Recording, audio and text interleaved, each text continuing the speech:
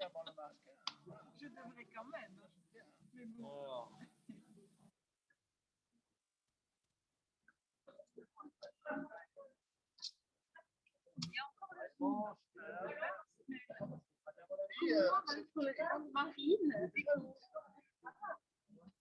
Royaume-Uni ou au Danemark, eh bien, c'est une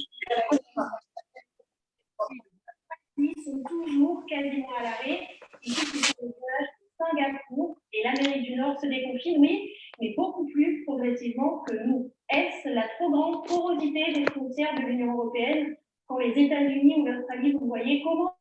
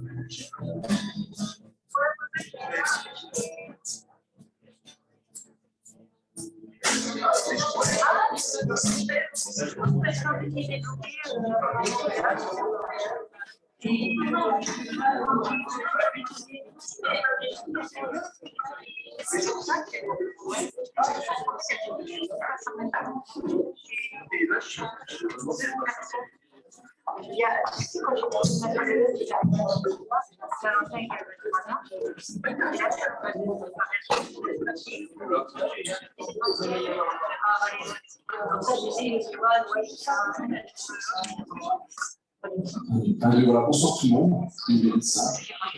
Voilà, notre réunion. On ne veut pas que ce soit une réunion habituelle, même si c'est une réunion habituelle, mais on ne veut pas que notre cœur soit dans l'habitude. On veut toujours s'attendre à se faire du bien parce qu'on on est là pour recevoir, mais aussi pour donner. Et puis, on va s'attendre toujours à ce qu'il se passe quelque chose parce qu'on a besoin de vivre des expériences avec le Seigneur. Voilà. Justement, à propos d'expérience, j'ai une bonne nouvelle à vous donner parce qu'on prie beaucoup pour des gens, hein, parfois qu'on ne connaît pas, on demande à l'Église de prier. Et puis, il est bon parfois d'avoir des retours, hein, pour savoir ce que ça devient. On sait que des fois, ça dure. Hein. Et puis là, j'avais demandé à l'Église de prier pour le père d'Emmanuel, le père d'une copine d'Emmanuel, Anaïs, parce que c'est une fille qui a 11 ans, donc son père, il y a à peu près un an de ça, et je sais que beaucoup d'entre vous ont prié. Hein.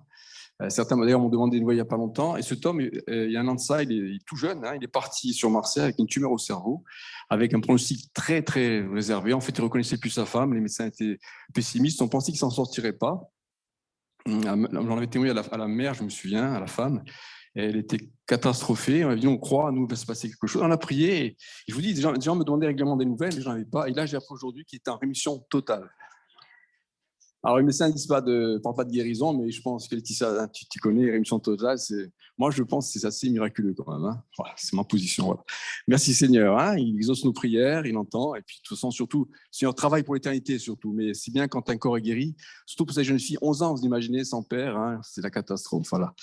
Voilà, je vais demander à David, tu viens présenter cette réunion au Seigneur, et puis laisser la place à David, Jackie et à Christian pour le conduire dans ses chants.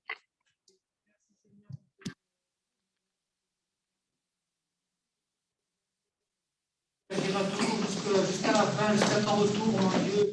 Merci de bénir cette réunion, mon Dieu. De bénir les chants qui vont être apportés, ta parole, mon Dieu, dans nos prières, dans nos louanges, Seigneur. Si quelqu'un ce soir est fatigué, tu le relèves, tu le restaures, Père, au nom de Jésus, mon Dieu. Et tu nous parles à tous, mon Dieu. Gloire à ton nom.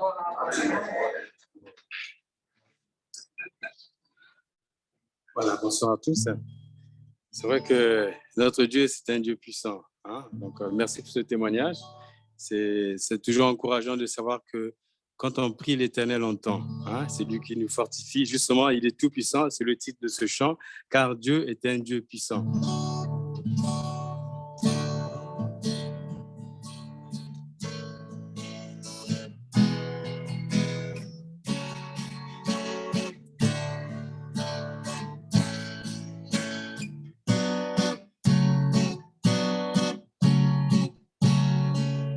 Car Dieu est un Dieu puissant, il règne de son Saint-Dieu avec sagesse, amour, oui, Dieu est un Dieu puissant. Car Dieu est un Dieu puissant, il règne de son Saint-Dieu avec sagesse, amour, oui, Dieu est un Dieu puissant. Car Dieu est un Dieu puissant, il règne de son Saint-Dieu avec sagesse, amour, oui, Dieu est un Dieu puissant. Car Dieu est un Dieu puissant, il règne de son Saint-Dieu avec sagesse, amour, oui, Dieu est un Dieu puissant. Une dernière fois. Car Dieu est un Dieu puissant, il règne de son Saint-Dieu avec sagesse, amour, oui, Dieu est un Dieu puissant. Oui, Dieu est un Dieu puissant. Oui, Dieu est un Dieu puissant. Amen. Un Dieu puissant qui a changé ma vie, c'est Jésus. Amen.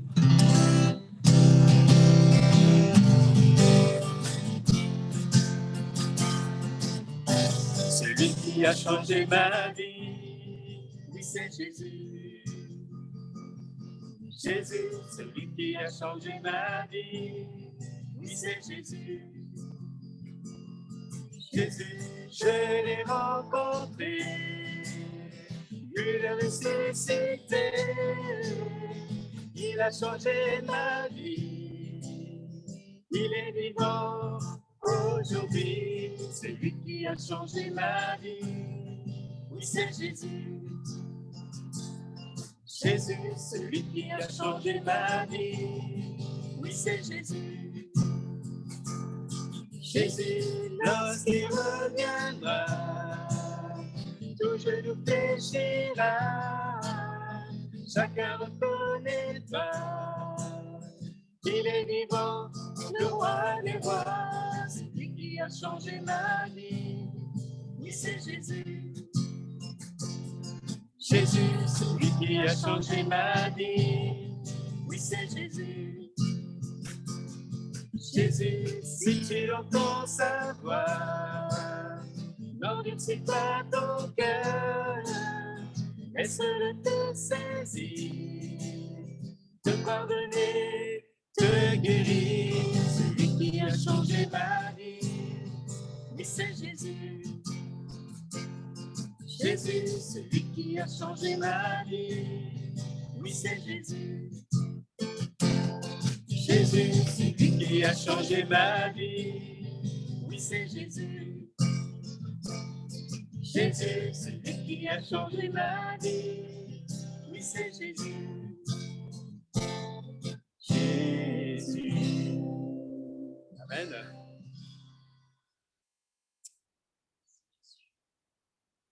On prend encore un chant avant de laisser la place. Merci pour la croix.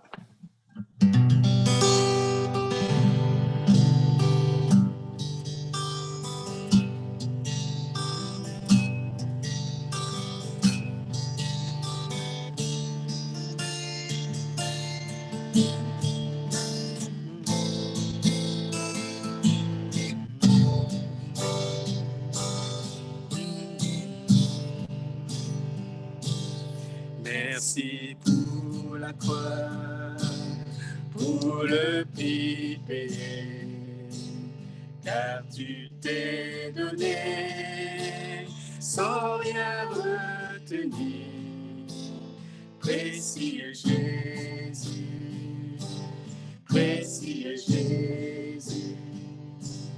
Ils sont pardonnés nos nombreux péchés, couverts par ton sang, ils sont oubliés. Merci Jésus, merci Jésus. Par toi mon amour. Pardon, excusez-moi. On a changé les accords, c'est pour ça.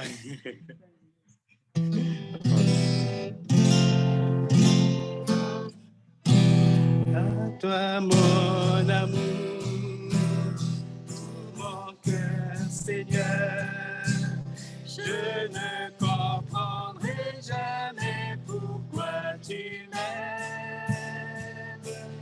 Tu es mon bonheur, ma suprême joie. Mais voici le plus beau miracle à mes yeux, c'est que je fais ta joie. C'est pour nous guérir que tu as souffert.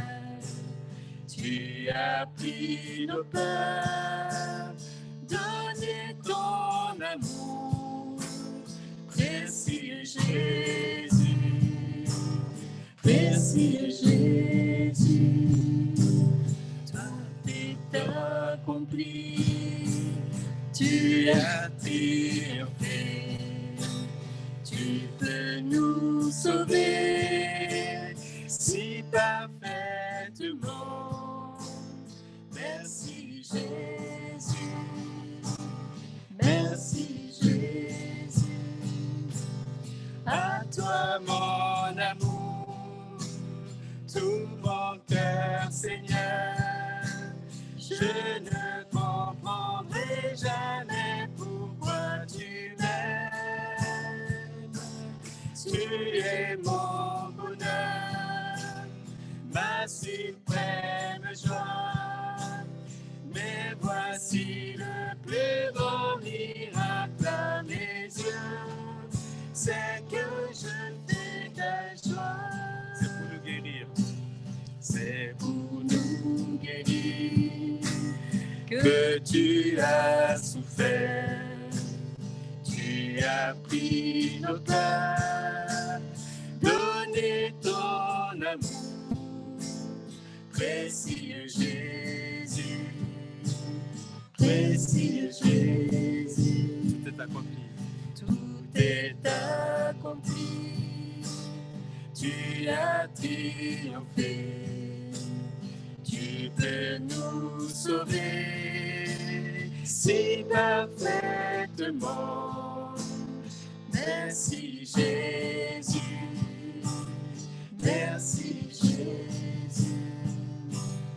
À toi mon amour, tout mon cœur Seigneur, je ne comprendrai jamais pourquoi tu m'aimes. Tu es mon bonheur, ma suprême joie. Mais voici le plus grand miracle à mes yeux, c'est que je fais ta joie.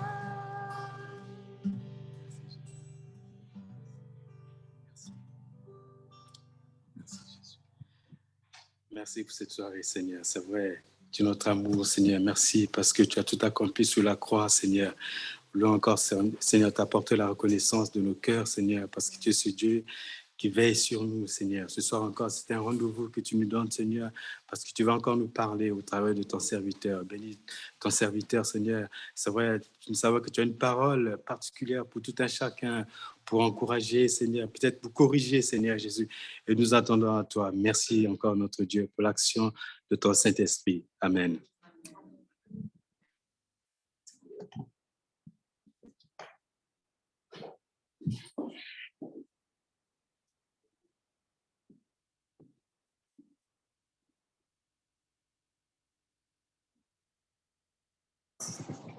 moins de... Voilà, vous avez remarqué que le pasteur n'était pas là, hein, il était sur Vetsane. Je ne sais pas si c'est une bonne réunion, je n'ai pas de nouvelles. Quant à nous, on va ouvrir la parole de Dieu ensemble. On va l'ouvrir d'abord dans le livre des Proverbes, au chapitre 20, verset 24. On va lire. C'est l'Éternel qui dirige les pas de l'homme, mais l'homme peut-il comprendre sa voie? Et puis dans l'évangile de Matthieu, au chapitre 26,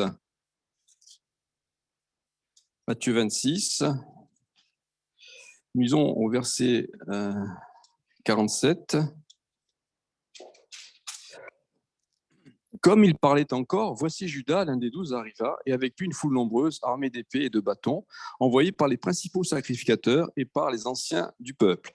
Celui qui le livrait leur avait donné ce signe. Celui à qui je donnerai un baiser, c'est lui, saisissez-le. Aussitôt, s'approchant de Jésus, il dit « Salut, Rabbi !» et il lui donna un baiser. Jésus lui dit « Mon ami, ce que tu es venu faire, fais-le. » Alors, ces gens s'avancèrent, mirent la main sur Jésus et le saisirent.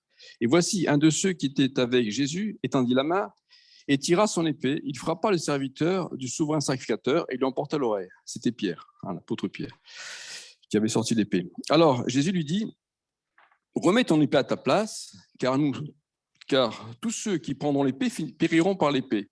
Penses-tu que je ne puisse pas invoquer mon Père qui me donnerait à l'instant plus de 12 légions d'anges?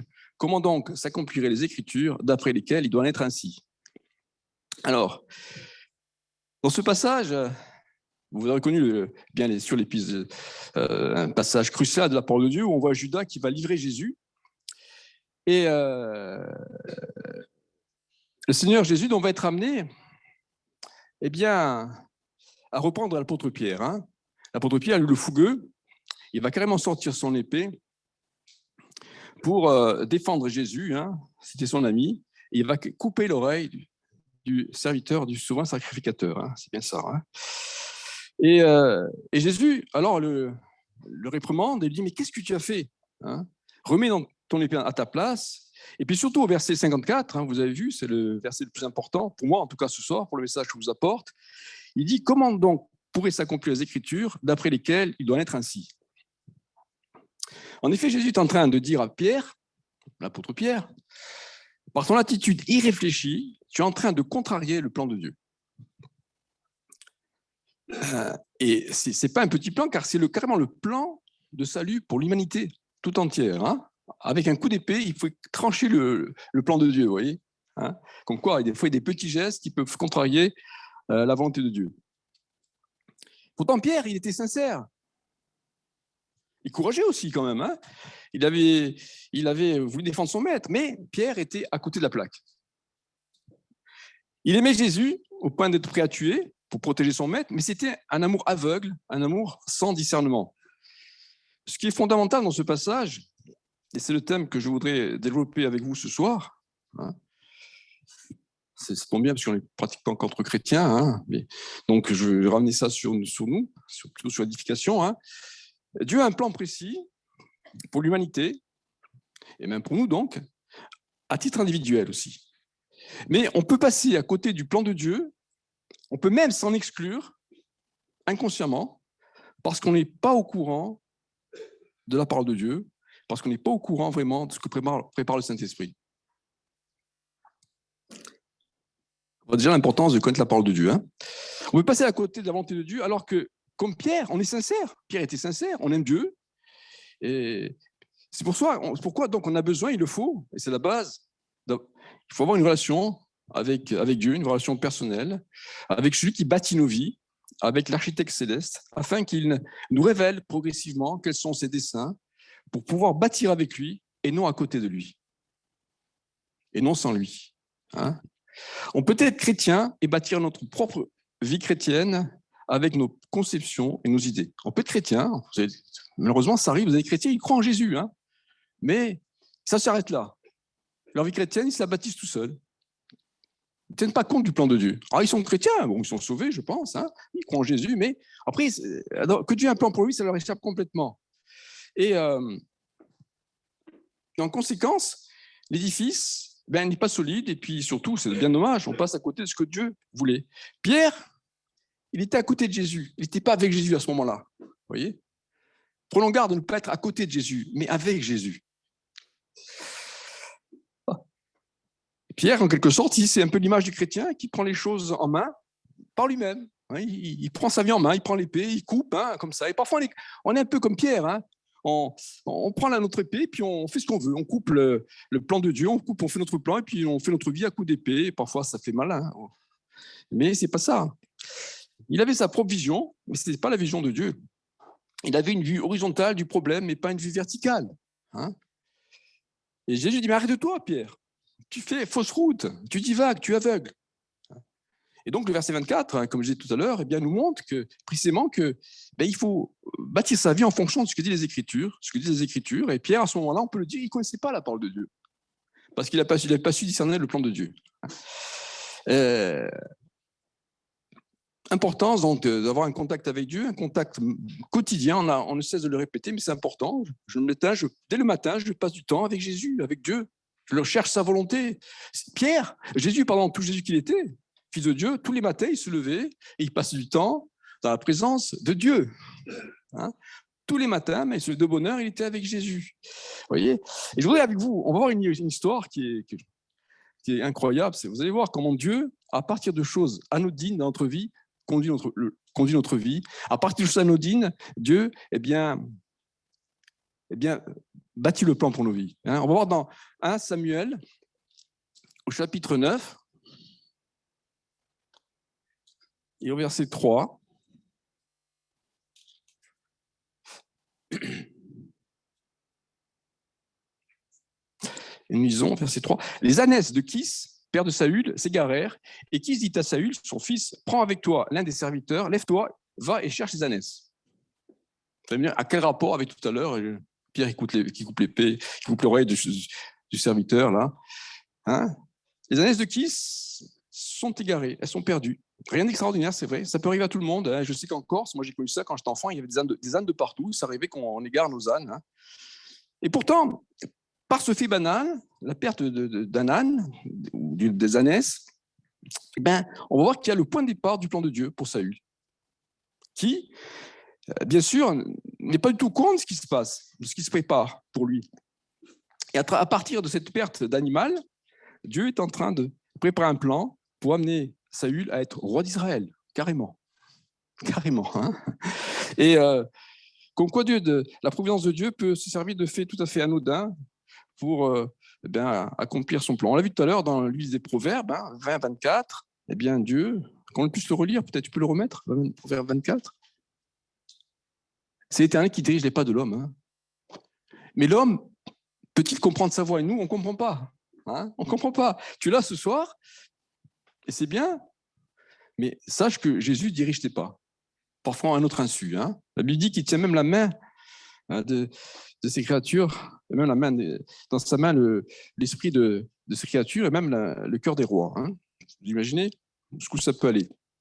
On peut donc imaginer que Saül, ici, donc, il a perdu ses ânesses, il est inquiet par la perte de ses animaux, parce que réalisons que pour lui, c'est important, c'est vital. C'est son instrument les ânesses, c'est son instrument de nourriture. Et en plus, il faut savoir qu'il allait hériter de son père de ses ânesses. Et c'est en fait, par la disparition de ces animaux, c'était la perte de son héritage. C'était son avenir qui tombait à l'eau. Vous voyez, on se souvient tous très bien de cette histoire ces flattes de La Fontaine, Perrette et le Potelet. Vous vous rappelez? On l'a tous plus ou moins appris à l'école. Perrette qui va au marché avec quoi déjà? Avec du lait, évidemment. Perrette de Potelet, elle veut vendre son lait pour acheter des œufs, puis avec les œufs, elle aura des poussins, et puis des poules. Avec les poules, elle va acheter un cochon. Après, le cochon, elle pense acheter une vache ou un veau, et puis etc. Elle se voit déjà riche, et puis le pot tombe par terre, et puis voilà, tout est tombé à l'eau. Un peu comme ça, la vie de Saül. C'est l'échec, patatrac, il n'a plus rien. Mais moi, j'ai souvent remarqué que c'est quand on est en situation d'échec, j'ai souvent remarqué que quand tout tombe à l'eau, quand on est découragé, et bien souvent, pas tout le temps, mais bien souvent, c'est là que Dieu va nous ouvrir les yeux sur un avenir meilleur pour nous. Alors, je ne sais pas si c'est le cas de quelqu'un ce soir. Vous êtes un peu comme Perrette et le Potelet, vous avez tout perdu, c'est l'échec, des illusions. Mais il est bon parfois de perdre ses ânesses. Il est bon parfois de vivre des échecs quand on est croyant, quand on est chrétien.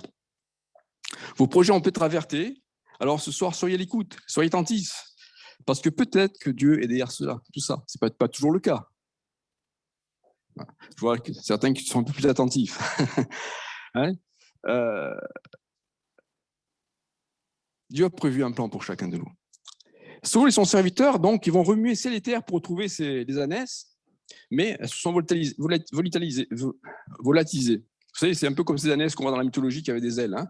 Elles ont disparu. Et au verset 5 et 6, on voit, il est dit, ils étaient arrivés dans le pays de Tsouf lorsque Saül dit à son serviteur qui l'accompagnait, viens, retournons de peur que mon père et oubliant les ânesses ne soient en peine pour nous. Saül est découragé. Peut-être ton cas ce soir. Il s'inquiète pour son père, pour sa famille, et il veut retourner en arrière. Et à ce moment, Saül, il est encore complètement aveugle spirituellement. Mais sûr, il ne voit rien, il ne sait pas ce qui se passe. Et, il n'a pas conscience de ce que Dieu est en train de faire dans sa vie. Et combien de fois on est comme ça, hein? C'est la catastrophe dans ma vie, je ne vois plus rien. Il ne se passe rien. Et pourtant, il se passe tout. Dieu agit, vous voyez, hein?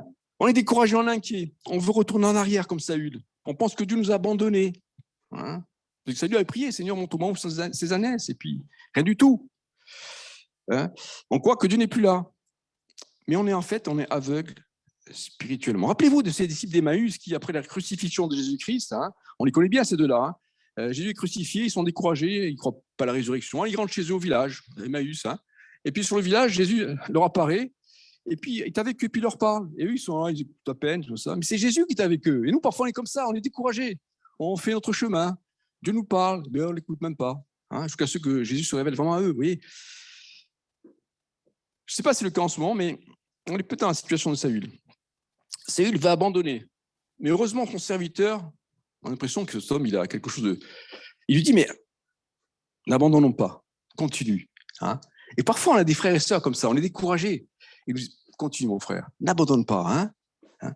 Il est inspiré, ce serviteur, hein, pour contribuer il est utilisé par Dieu pour contribuer à l'accomplissement de la volonté de Dieu. Hein.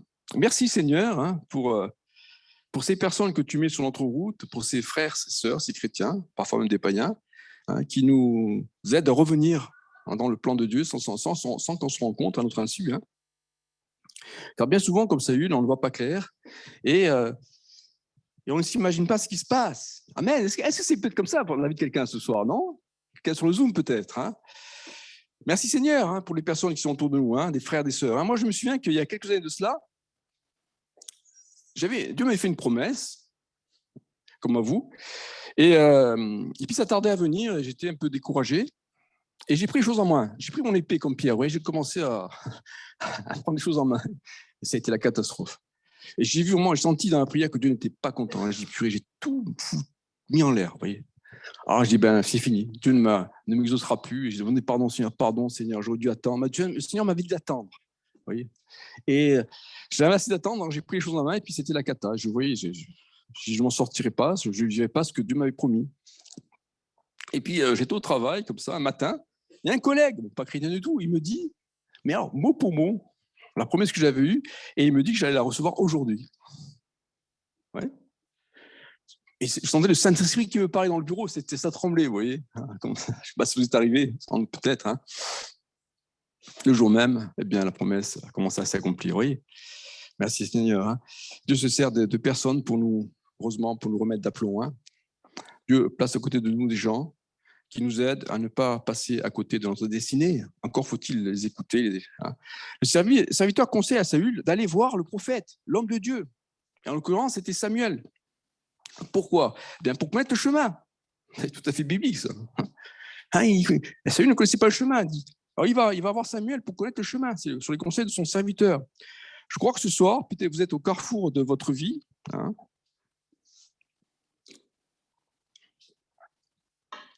Vous avez perdu le chemin. Peut-être ça fait pas trop longtemps que vous êtes converti, mais vous avez déjà perdu le chemin. C'est normal, ça peut arriver.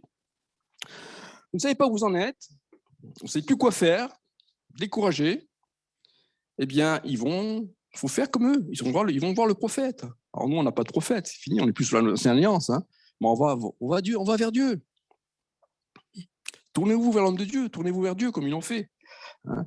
Et il vous fera connaître le chemin. Amen. Au verset 14, il est dit, et ils montèrent à la ville. Ils étaient arrivés au milieu de la ville quand ils furent rencontrés par Samuel qui sortait pour monter en haut.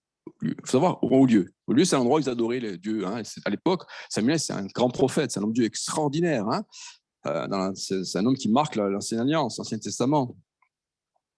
Et il est dit qu'il fut rencontré par Samuel. Or, il faut savoir que si Saül et son serviteur n'avaient jamais rencontré, n'avaient jamais vu Samuel, hein, à l'époque, il n'y avait pas de télévision, il n'y avait pas de photos, ils le connaissaient de réputation néanmoins, hein. Samuel aussi, il ne les avait jamais vus physiquement. C'est fou, hein? Et le premier constat qu'on peut faire, c'est que quand on est perdu et qu'on a la bonne idée de se confier en Dieu, si on cherche Dieu, même de façon maladroite, parce que des fois, on ne sait pas comment parler à Dieu, mais c'est Dieu qui va venir nous rencontrer, comme il a fait avec Saül. Hein. Il va te rencontrer si tu le cherches. Et nous, ici, on a vraiment l'illustration de ce principe biblique qui dit « cherchez, vous trouverez ». Hein. Cherchons et Dieu va nous rencontrer. Puis le deuxième constat, on le voit au verset 15, il est dit « Or, un jour avant l'arrivée de Saül, l'Éternel avait averti Samuel en disant « Demain à 7 heures, je t'enverrai un homme du pays de Benjamin et tu loindras pour chef de mon peuple d'Israël.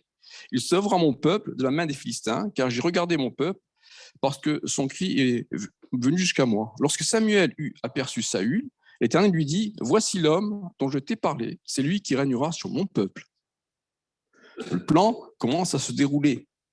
On a vu tout à l'heure que Dieu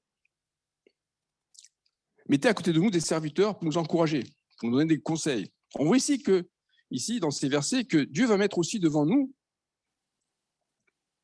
des prophètes, en tout cas des hommes beaucoup plus spirituels ou des femmes beaucoup plus spirituelles que nous, des gens qui ont un vécu qui nous est supérieur, afin que ces personnes nous permettent d'aller plus loin.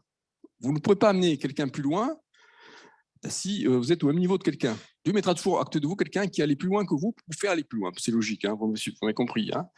Et Dieu sait tout ça. Et donc, le Seigneur va révéler son plan pour nos vies. Et il va mettre quelqu'un qu'il va utiliser pour nous amener à aller un peu plus loin, encore une fois, pour nous révéler son appel. Et on appelle quelqu'un comme ça un mentor, un parrain, un pygmalion aussi. Amen. Qu'il puisse y avoir dans l'Église des mentors, des pygmalions. Hein. On a besoin. Moi, je sais, quand je me suis converti, quand je suis venu à l'Église, il y avait des personnes qui m'ont accompagné, qui m'ont enseigné, qui m'ont dit des choses, qui m'ont inculqué des principes que j'applique encore maintenant. Et j'ai envie de dire qu'ils m'ont sauvé. Oui. J'ai appris des choses, quelqu'un m'a appris la prière. Il m'a dit, c'est quelqu'un que chaque fois il me dit, il faut prier. Ça va, prie. Et là, je peux dire, non, c'est rentré là. Hein. On voit ici que Dieu, il avait révélé à Samuel que Saül serait le premier roi d'Israël, en réponse à la prière du peuple d'Israël, hein, qui criait à Dieu de lui envoyer un roi. On a tous besoin d'un mentor pour grandir avec Dieu. Et c'est pour ça qu'il ne faut pas mépriser le frère et la sœur qui nous donnent des conseils parfois. Hein. Parfois, ce n'est pas forcément un mentor, mais des fois, on reçoit un conseil. Fais attention, parce que le Saint-Esprit se sert par un frère et une sœur. On croit qu'on a tendance à sous-estimer, ça, c'est pas bien de le faire déjà. Et Dieu se sert de ça, de cela pour nous parler, pour nous éclairer. Et à fortiori, par quelqu'un qui a une expérience dans l'Église. Hein. Et c'est souvent la méthode appliquée par Dieu, hein, dans sa parole. Regardez Moïse. Moïse, c'était le mentor de qui? De Josué. Bravo. Ah, et Élie, c'était le mentor de qui? Oh, bravo, vous connaissez la Bible. Hein. Élisée, c'était le mentor de qui? De Géasi, qui a mal fini d'ailleurs. Hein. Son serviteur. Paul, c'est le mentor de Timothée. Mais quel était le mentor de Paul? Barnabas. Hein? Tous des mentors. Hein? Barnabas qui fut aussi le mentor de Marc, hein? Etc. Hein? Et il agit de même, le Seigneur, actuellement. Hein? Toujours, il ne change pas. Laissons-nous donc conduire, portés par le Saint-Esprit, par des frères et des sœurs, des hommes, que Dieu va utiliser pour nous placer sur les rails de son plan, qui est merveilleux. L'autre constat qu'on fait à propos de de ces derniers versets, c'est la précision avec laquelle Dieu baptise ses projets. Hein. Et le timing qu'il utilise. Je crois que on ne réalise pas assez, nous les chrétiens, que le Dieu qui nous conduit, le Dieu qui conduit nos vies, notre Dieu, notre Seigneur, notre Jésus, hein, c'est le créateur du ciel et de la terre. C'est pas un Dieu le Dieu de la vitrine, hein. C'est le maître de l'univers. C'est celui qui a construit ces milliards de galaxies avec ces centaines de milliards d'étoiles. Je vous rappelle que le Soleil est une étoile parmi ces centaines de milliards d'étoiles. Et autour de ces étoiles, il y a des milliards et des milliards de galaxies, de planètes qui tournent. Vous voyez, c'est Dieu qui a fait tout ça. C'est ça son plan. Et on fait partie de cette construction, de cette création. Vous voyez, eh bien, ce Dieu qui dirige l'univers, et parfois on a du mal à imaginer qu'il puisse diriger nos vies. On a l'impression, mais dites-le, vous avez l'impression que votre vie, c'est n'importe, ça va, va au gré des aléas de la vie, que rien n'est construit, rien n'est conduit. C'est vrai, souvent, on a cette impression. C'est pas vrai. Il conduit tout. Il conduit ta vie. Même si en ce moment, tu es ballotté, il conduit ta vie. C'est le Dieu du ciel et de la terre. Parce que tu as donné ta vie, il a conduit et il t'aime. Hein. Et moi, j'ai l'impression que beaucoup de chrétiens ne réalisent pas et même ne croient pas que leur vie, que Dieu puisse avoir un plan pour leur vie. Oui. Beaucoup de chrétiens, sans juger, hein. Et encore, non, de là, imaginer que Dieu a un plan précis, minuté, ça, encore moins, vous voyez. Certains pensent même que Dieu appelle certains chrétiens et pas d'autres. Certains chrétiens qui n'ont pas encore en eux pensent que lui, il a un plan pour mon frère. Moi, Dieu n'a pas de plan pour moi. Bon, je viens de vie, je suis sauvé. Merci Seigneur, hein, pour ton salut. C'est plus important, mais il a plus que ça pour toi. Il a un plan. Il a un plan. Vous êtes téléguidé, entre guillemets, par le Saint-Esprit. Il faut se laisser faire. Hein. Et bien, c'est biblique en plus. Éphésiens 2,10 dit que nous sommes créés. Éphésiens 2,10, vous connaissez bien ce verset. Hein. Nous sommes son ouvrage. Il a été créé en Jésus-Christ pour de bonnes œuvres que Dieu a préparées d'avance afin que nous les pratiquions. C'est créé. Tout a été créé, tout est fait. Hein, avant que vous naissiez. Maintenant, on veut les pratiquer. On ne veut pas passer à côté du plan de Dieu. Quand je vous parle, je me parle. Je pense qu'on a tous les mêmes réactions. Hein, et c'est bien que la parole de Dieu nous ramène à penser comme on doit penser, je pense. Hein. C'est vrai que Dieu travaille dans l'ombre. On ne sait pas tout. On ne nous dit pas tout. Dieu ne nous dit pas tout. Seigneur, tu ne nous dis pas tout. Parce que on n'est pas capable d'entendre. Hein. En tout cas, il ne nous dit pas tout de suite. Vous voyez ? Rappelez, même Pierre, encore Pierre. Rappelez-vous quand Jésus a lavé les pieds des disciples. Vous rappelez les apôtres ? Qu'est-ce qu'il a dit Pierre ? Oh non, pas moi, Seigneur. Non, pas moi. Non, quand même. Et Jésus, qu'est-ce qu'il lui dit ? Pierre, laisse-toi faire. En ne te laissant pas faire, tu es en train de contrarier encore mon plan. 2 fois déjà. Hein ? Vous voyez ? Et puis Jésus lui dit, ce que je fais maintenant, Pierre, tu ne le comprends pas, mais tu le comprendras plus tard. Est-ce que fait le Seigneur dans ta vie en ce moment ? Tu ne le comprends pas, tu le comprendras plus tard. Vous êtes là ? Amen, Seigneur. Hein ? Vous savez, dans la vie chrétienne, c'est comme l'année qui passe. Il y a des automnes, il y a des hivers, il y a des printemps, il y a des étés. En ce moment, c'est l'automne, c'est triste. Les journées se raccourcissent, il fait sombre. Et parfois, la vie chrétienne, c'est ça, c'est sombre. En ce moment, c'est sombre, ma vie. Et après, l'hiver, c'est la catastrophe. On a l'impression que c'est fini, qu'on va mourir. Ouais. Puis après, le printemps, vous voyez, on est régénéré par le Saint-Esprit, par le Seigneur. Puis après, l'été, c'est la joie. Mais ça, la vie chrétienne, il y a des saisons, il y a des étapes, il y a des marches à monter. Oui, mais Dieu ne te délaisse pas. Dieu, ce n'est pas un bricoleur. Hein. Il ne bricole pas dans ta vie. Il veut en faire un joyau. Amen. Le plan que Dieu avait pour Saül était précis. Le plan que Dieu a pour ta vie, il est précis. Et il t'aime. Dieu révèle son plan pour Saül. Et Dieu révèle le plan de Saül, et c'est bizarre. Il le révèle d'abord à Samuel. Pourquoi ? Parce que Saül, à ce moment-là, n'était pas en capacité, en mesure de le comprendre. Il était pris par l'inquiétude, et puis il ne connaissait pas bien Dieu. Il ne connaissait pas bien la parole de Dieu, je pense. Hein. En fait, Saül était encore aveugle spirituellement. Son inquiétude le focalisait sur la perte de ses ânesses. Son inquiétude était focalisée sur les choses du monde. Et bien souvent, on est là, comme quelqu'un ce soir, ça ne va pas, et je suis inquiet. Je suis là sur mes projets qui sont en train d'avorter. Je ne suis pas bien parce que mais je suis dans la pleine désillusion en ce moment. Tout ce que j'avais prévu ne marche pas, et on est inquiet. On est inquiet. Et il y a François qui prêche ce soir et qui te dit « Dieu a un plan pour ta vie. » Un petit Samuel peut-être, minuscule. Dieu a un plan pour ta vie, mon frère, ma soeur. Ne sois pas focalisé. N'aie pas la tête basse dans tes soucis, dans tes problèmes. C'est vrai, c'est difficile. Mais Dieu est en train de te faire passer par là. Il veut que tu perdes tes ânesses pour te montrer autre chose. Amen. Amen. Et Dieu dit d'ailleurs, au verset 16, regardez comme Dieu est précis, il dit au verset 16 à Samuel, « Demain, à cette heure, je t'enverrai un homme du pays de Benjamin et tu loindras pour chef de mon peuple d'Israël et sauvera mon peuple de la main des Philistins, car j'ai regardé mon peuple parce que son cri est venu jusqu'à moi. »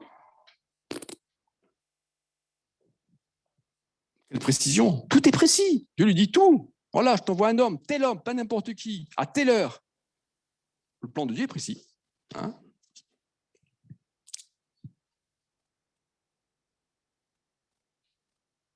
Et puis, on voit un peu plus loin, Dieu lui donne la vision, vous voyez. Et un peu plus loin, au chapitre 10, au verset 9, 10, dès que Saül eut tourné le dos pour se séparer de Samuel, dont Samuel le rencontre, Samuel, je ne l'ai pas dit, mais on ne l'a pas lu, mais Samuel va voir Saül et lui dit tout, hein, et voilà, il donne la vision de Dieu, hein, et Samuel n'en revient pas, c'est pas possible. Tu as un plan pour ma vie? Tu as un plan pour ta vie, ça. Et Samuel dit, pas possible, tu as un plan pour ma vie? Non. Et il pense à ses ânesses, mais tu as un plan pour ta vie. Dis à ton frère, à ta soeur, tu as un plan pour ta vie. Hein? Et Samuel lui dit, oh, Dieu a un plan. Non, attends, hein, le plan. Roi d'Israël, hein? C'est pas rien. Hein? Dieu a un plan pour ta vie. Il veut faire de toi un roi, une reine. Hein? Alléluia, Dieu a une vision pour ta vie. Et il va donner la provision pour cela. Hein? Et au verset 9-10, donc, 10, dès que Saül eut tourné le dos pour se séparer de Samuel, Dieu lui donna un autre cœur, carrément. Et tous ces signes s'accomplirent le même jour. Lorsqu'il arriva à Gibéa, voici une troupe de trompettes. J'ai failli lire Gibéa en plus. Lorsqu'ils arrivèrent à Gibéa, voici une troupe de prophètes vint à sa rencontre. L'Esprit de Dieu le saisit et il prophétisa au milieu d'eux. Bon. On voit ici que Dieu va carrément lui donner un autre cœur. Amen, Seigneur. Hein? Un cœur de serviteur, un cœur de roi. Et surtout, il va le remplir du Saint-Esprit et lui donner le discernement de l'Esprit. Hein? Il va en faire un prophète. Et ce passage est vraiment encourageant, parce que parfois, quand Dieu nous révèle son plan, on a peur. On se sent incapable. Si demain, maintenant, vous appreniez que Dieu avait un plan extraordinaire pour votre vie, vous dites, mais Seigneur, je ne peux pas, c'est impossible. Hein. Mais Dieu va donner aussi la capacité. Hein. Comme je dis tout à l'heure, quand il donne la vision, il donne aussi la provision. Hein. C'est un jeu de mots qu'on aime bien, mais c'est la réalité. Et enfin, une dernière étape par laquelle le Seigneur nous fait passer pour accomplir son plan, et on voit qu'il y a identification entre le plan de Saül et le nôtre. Hein. Une fois qu'il nous a révélé tout ça, eh bien, Dieu va nous élever. Il nous élève. Et on lit au verset 22-24, chapitre 10, on consulta de nouveau l'Éternel. Y a-t-il encore un homme qui soit venu ici? Et l'Éternel a dit, voici, il est caché vers les bagages. Hein, on connaît tous plus ou moins cette histoire. Hein. On courut le tirer de là. Et il se présenta au milieu du peuple. Il les dépassa tous de la tête. Samuel dit à tout le peuple, voyez-vous celui que l'Éternel a choisi. Il n'y a personne dans tout le peuple qui soit semblable à lui. Et tout le peuple poussa des cris de « Vive le roi ». Samuel avait honte. Hein. Quand on voit ce qui est devenu Saül par la suite, comme il était orgueilleux, là, à ce moment, il avait honte. Hein. Il était timide. Il s'était caché derrière les bagages. Mais Dieu qui voit tout va le tirer de derrière les bagages. Et combien de fois, nous, on se cache derrière les bagages, comme on nous appelle. Hein, quand Dieu nous appelle, on se cache, on a peur, on a honte. Hein. Mais c'est Dieu qui élève en son temps. Dieu nous élève. Combien parmi nous ont été tirés de derrière les bagages par le Seigneur et se sont mis à le servir, gloire à Dieu.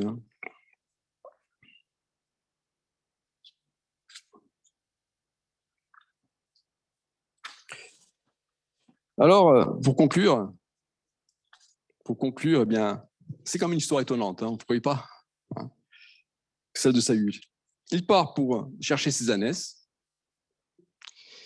qu'il a perdues, a fait banal, et il se retrouve roi d'Israël. Incroyable mais vrai, pourtant c'est biblique. Comme quoi le plan de Dieu est souvent étonnant. Avec Dieu, on peut s'attendre à tout. Dans l'histoire de Saül, on voit vraiment comment Dieu procède pour amener son plan à la pleine réalisation. Tout d'abord, qu'on puisse reprendre un petit peu, il contrôle les petits événements de notre vie. Tu vis des petites choses en ce moment, t'inquiète pas, Dieu les contrôle. Des petites choses, ça s'appelle la providence. Et puis ensuite, il met à côté de nous un serviteur, quelqu'un, un frère, une sœur, ne négligeons pas les frères et sœurs, qui va être pour nous quelqu'un qui va nous encourager dans les moments de faiblesse et nous donner des bons conseils. Et puis, il va placer en face de nous ensuite un mentor, un pygmalion, ou une pygmalionne, je ne sais pas ça existe, pour nous conduire spirituellement et nous éclairer précisément. Puis ensuite, ça continue, Dieu agit. Ensuite, à un moment donné, il va nous révéler son plan pour nos vies, parce que là, en ce moment-là, on est prêt. Peut-être pas tout nous révéler, mais progressivement. Mais il va y avoir le temps de la préparation, le temps de la maturation, car Dieu travaille dans l'ombre. Amen. Ensuite, c'est pas fini. Dieu va nous équiper, nous qualifier, parfois de manière miraculeuse. Est-ce que vous voulez vivre ce plan de Dieu? Est-ce que ça vous donne envie, ce que je vous dis ce soir? Amen. Et puis, c'est pas fini. Et puis après, il va y avoir l'accomplissement. Le temps d'accomplissement. Le temps où Dieu va nous élever aux yeux de l'Église et du monde. Amen. Alors, ne passons pas à côté du plan de Dieu. Comme quoi, il est bon parfois de savoir perdre ses ânesses. Ce soir, tu as perdu tes ânesses. Tu as perdu peut-être que Dieu est derrière tout ça. Je ne sais pas si c'est le cas, mais peut-être que Dieu a permis que tu abandonnes certains de tes projets pour gagner Christ. Christ est ma vie, disait l'apôtre Paul, et pouvoir mieux embrasser le plan de Dieu. Tout ce qu'il a pour toi est précieux. Tout ce qu'il a pour nous est précieux. Ce soir, tu viens en échec. C'est pas grave. C'est pas grave, parce que tu appartiens à Jésus. Tu appartiens à Dieu. Et Dieu, à travers les défaites, à travers nos désillusions, à travers la perte de nos ânesses, il prépare quelque chose. Il prépare un renouveau. Et si tout ce que tu vivais en ce moment était permis par Dieu, alors ce soir, décide de te mettre à l'écoute de Dieu, de sa parole. Il a un plan pour ta vie, il contrôle tout, mais accepte de laisser te débarrasser de ces fardeaux qui ne font que t'entraver, ces fardeaux qui empêchent le plan de Dieu de se réaliser. Ce soir, décide ce soir d'entrer dans ta destinée, mon frère, ma soeur. Peut-être que tu es découragé, peut-être que tu as pris les choses en main, peut-être que tu as fait comme Pierre, tu as pris ton épée, dis maintenant je prends les choses en main. Non, toi qui es sur Zoom aussi, laisse tomber ton épée, laisse faire le Saint-Esprit. Celui qui prend par l'épée, dit la Bible, finira par l'épée, dit Jésus. Alors, on va finir avec le Saint-Esprit. Gloire à Dieu. Amen. On va prier quelques instants. Seigneur Jésus, merci pour ta parole. Je ne sais pas si ce message est pour quelqu'un. Je pense que oui, Seigneur. Pas par hasard qu'on prêche, Seigneur. Et je te prie pour les personnes ici présentes ou sur Zoom, Seigneur. Si quelqu'un en ce moment passe par un temps d'échec, Seigneur, peut-être que tu es derrière tout cela, Seigneur. Peut-être que tu as permis cela afin que ce frère, cette sœur laisse tomber ses mauvais projets, ses ânesses, afin que tu puisses ouvrir les yeux sur ce que tu as prévu pour lui. Mon Dieu, si c'est le cas, je te prie pour cette personne, pour ces personnes, pour que maintenant, tu mettes la paix dans son cœur, Seigneur, qu'il réalise que tu es là derrière et que tu puisses lui révéler dans les heures qui suivent, les jours qui suivent, le plan que tu as pour sa vie. Avec toi, ce n'est jamais fini. Merci parce que tu as un plan pour nos vies. Tu es le créateur du ciel et de la terre. Tu contrôles tout dans notre vie. Tu ne rigoles pas dans nos vies. Tu es le Dieu parfait. Tu nous aimes, Seigneur. Merci pour ton plan. Nous voulons le réaliser au nom de Jésus, Seigneur. Amen. Amen. Gloire à Dieu. Je voudrais peut-être, je ne sais pas si c'est des frères et sœurs qui sont malades. C'est le cas. savez, maintenant, on peut retourner à imposer les mains. Si vous voulez que je vous prie, quelqu'un est fatigué, malade, si vous êtes souffrant, si vous avez besoin, je peux prier au nom de Jésus-Christ. Vous pouvez venir devant et je prierai pour vous. Y a-t-il quelqu'un qui a besoin de la prière? Quelqu'un qui a un mot de dos, de genou? Oui, viens. Viens. Non? Voilà. C'est pas le cas, tant mieux si tout va bien. Oui, alors venez devant, on va prier. Pendant ce temps, je laisse à Patrice conduire dans quelques chants si vous avez besoin. C'est l'occasion, vous savez. Je lui ai dit, vous imposerez main aux malades, ils seront guéris. Et je me souviens avant de venir d'un homme, d'un chrétien, maintenant qui pleure malheureusement. Et lui, c'est vrai, c'est bon de se rappeler ça. Je me souviens, il avait un cancer du ventre, de l'intestin, et c'était fini. Son intestin était pourri. Une infirmière avait dit que son intestin était pourri. Et je me souviens, je le revois encore, il est venu à l'imposition des mains. Saint-Esprit, quelqu'un lui a dit un nom spirituel, il disait, avance-toi, il s'est avancé, il était guéri instantanément. Oui. Dieu guérit encore aujourd'hui, amen, à l'imposition des mains et en dehors.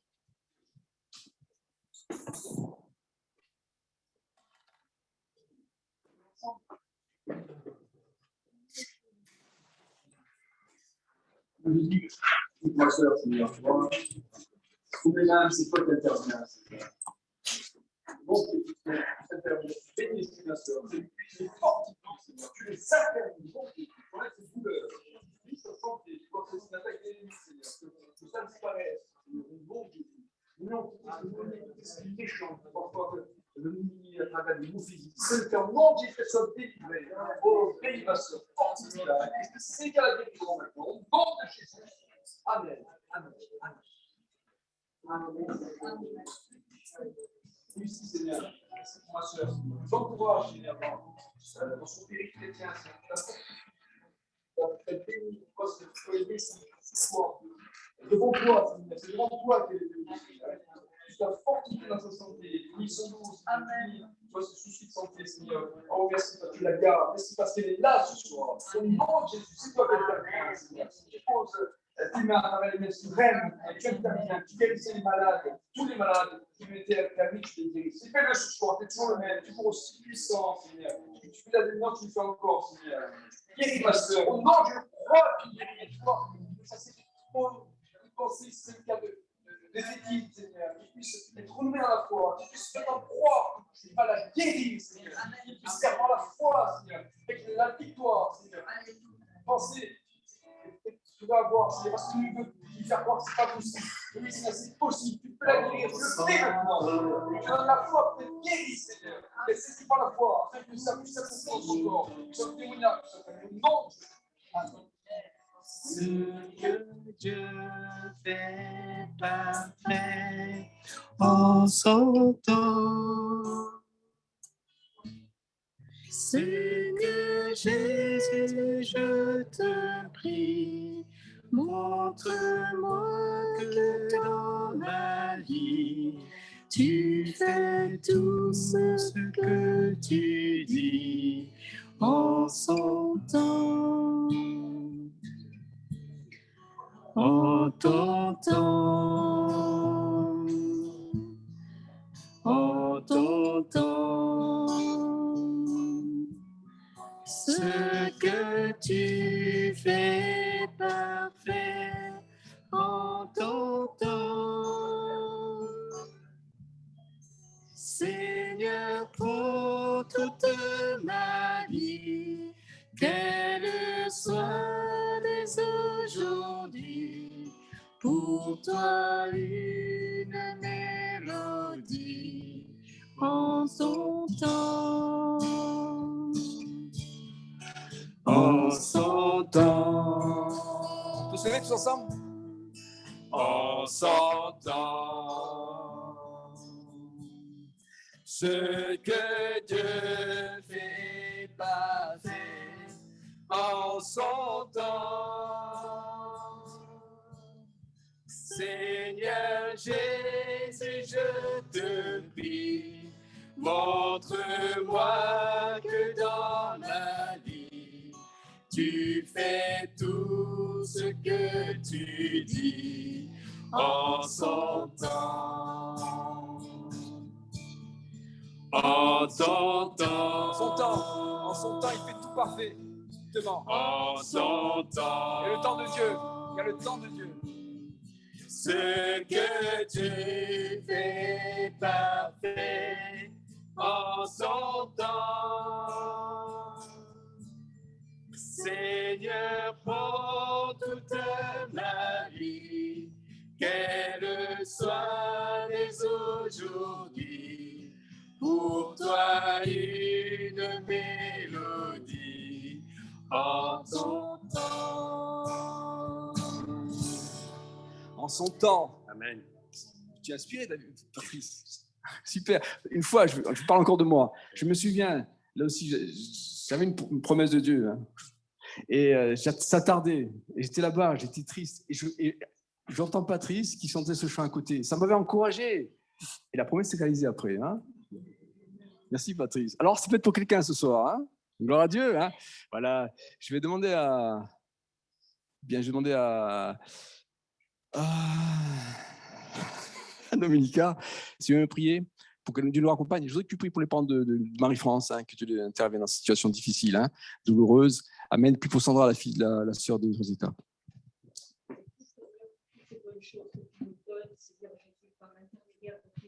Merci Seigneur pour les frères et sœurs qui nous donnent des bons conseils. Merci mon Dieu de bénir aussi les corps malades, de les guérir, mon Dieu.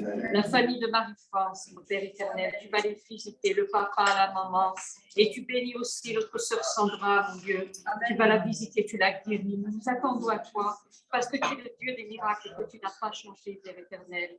Merci, mon Dieu, Seigneur, de nous raccompagner tous dans nos demeures et de veiller sur nous tout au long de cette semaine. À toi la gloire et la louange, Père éternel. Merci, mon Dieu. Amen.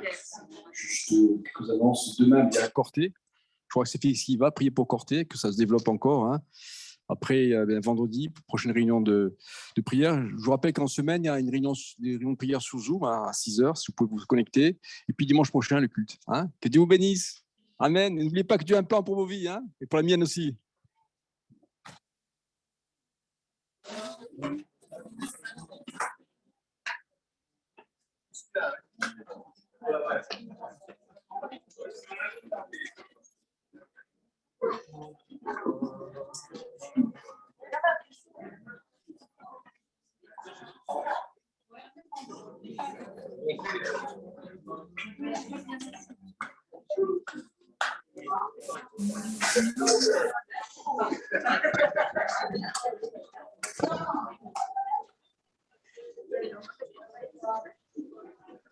Attends,